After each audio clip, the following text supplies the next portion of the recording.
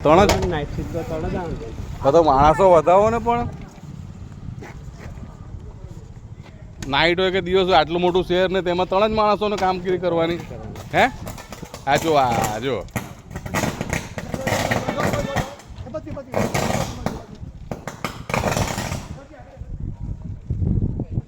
આટલું મોટું રાજપીપળા છે પણ તેમાં 3 જ માણસો કામ કરે છે ખાલી બસ